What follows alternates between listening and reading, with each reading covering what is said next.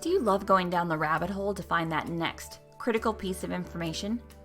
Do you surf the deep and dark web waves?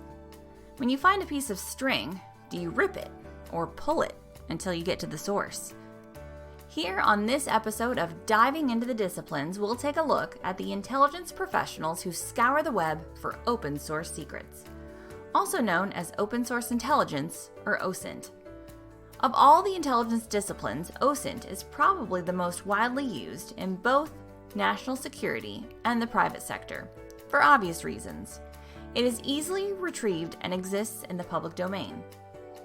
U.S. law defines OSINT as data produced from publicly available information that is collected, analyzed, and disseminated while addressing a specific intelligence requirement.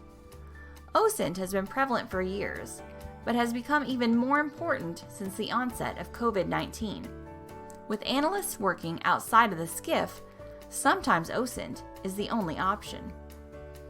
Just because it's public doesn't mean it's easy to find. The surface web, the kind of information gathered with a basic Google or search engine, is just one aspect of OSINT.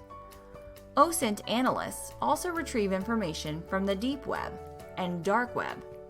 The deep web refers to non-indexed pages, while the dark web refers to non-indexed pages that are involved in illegal activity, mainly content that resides on dark nets and overlay networks that require a certain software or configuration to view.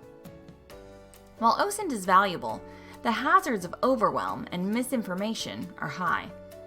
A key drawback to searching in the public eye is that whatever can be found by cleared intelligence collectors can also be found by adversaries.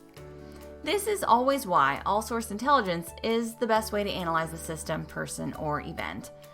While OSINT is performed on the public web, most of the tools are government or contractor-owned to avoid foreign adversaries attacking the networks holding the data. And it's why most OSINT analysts still require a security clearance in order to do their jobs effectively. While OSINT sources are used in a number of intelligence disciplines, a traditional OSINT analyst will be cruising the World Wide Web in search of information to support intelligence reports. Because foreign adversaries are often the topic of these reports, having a second language under your belt will usually give you a leg up on the candidate competition. If you're not afraid of the dark, web that is, and you have an eye for detail, consider career opportunities as an OSINT analyst.